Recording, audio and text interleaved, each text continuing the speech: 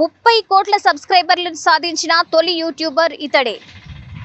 ప్రపంచ రికార్డ్ సృష్టించిన American YouTuber mister beast తన వీడియోలో వివిధ రకాల ఛాలెంజ్లు, ఖరీదైన బహుమతుల ప్రదానంతో అశేష జనాదరణ.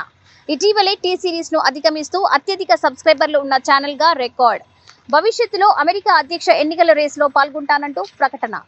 యూట్యూబ్ ప్రేక్షకులకు మిస్టర్ బీస్ట్గా సుపరిచితమైన జిమ్మీ డొనాల్డ్సన్ చరిత్ర సృష్టించాడు.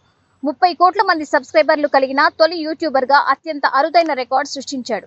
ఖరీదైన స్టంట్లు, సవాళ్లతో వ్యూవర్లను విశేషంగా ఆకట్టుకునే మిస్టర్ బీస్ట్ గత నెలలోనే ప్రముఖ భారతీయ యూట్యూబ్ ఛానల్ టీ సిరీస్ను అధిగమిస్తూ అత్యధిక సబ్స్క్రైబర్లు ఉన్న ఛానల్గా రికార్డ్ సృష్టించాడు.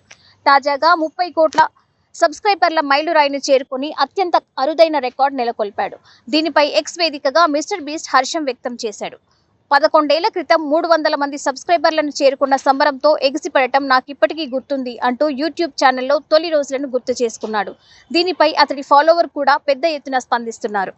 ప్రపంచ జనాభాలో 3.5% మంది ఇప్పుడు నీ ఫాలోవర్లుగా ఉన్నారు అని ఓ వ్యక్తి కామెంట్ చేశాడు.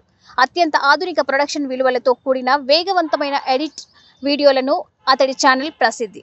రకరకాల ఛాలెంజ్లు గెలుపొందిన వారికి అత్యంత ఖరీదైన బహుమతులు ఇస్తూ మిస్టర్ బీస్ట్ వీడియోలు చేస్తుంటాడు. తన దాతృత్వంతో కూడా అతడు అశేష అభిమానాన్ని పొందాడు.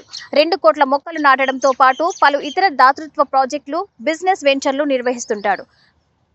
2012 నుంచి అతడు యూట్యూబ్లో యాక్టివ్గా ఉన్నప్పటికీ 2018లో చేసిన ఓ వీడియో బీస్ట్ పాపులారిటీని అమాంతం పెంచేసింది. గుర్తింపునకు నోచుకొని ట్విచ్ స్ట్రీమర్లను, యూట్యూబర్లకు వేల కొద్ది డబ్బులు ఇస్తూ చేసిన వీడియో అతడి ఉనికిని ప్రపంచానికి చాటింది. నాటి నుంచి బీస్ట్ వెనక్కి తిరిగి చూడాల్సిన అవసరమే లేకపోయింది. యూట్యూబ్ తెచ్చిన పాపులారిటీతో అతడు మరింత ఉన్నత లక్ష్యాలను ప్రకటించి సంచలనం సృష్టించాడు. అతడు అమెరికా అధ్యక్ష ఎన్నికల్లో పాల్గొనాలని ఆలోచన ఉందని ప్రకటించడం పెను కలకలానికి దారితీసింది. తాను అధ్యక్షుడినైతే పార్టీలకు అతీతంగా పనిచేస్తానని చెప్పుకొచ్చాడు.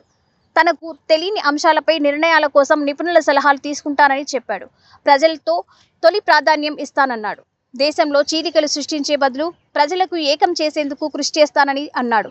అయితే 15 ఏళ్ల తర్వాత తనకు అధ్యక్ష ఎన్నికల్లో పోటీకి అర్హత వచ్చాక మరిన్ని విషయాలు చెబుతానని పేర్కొన్నాడు.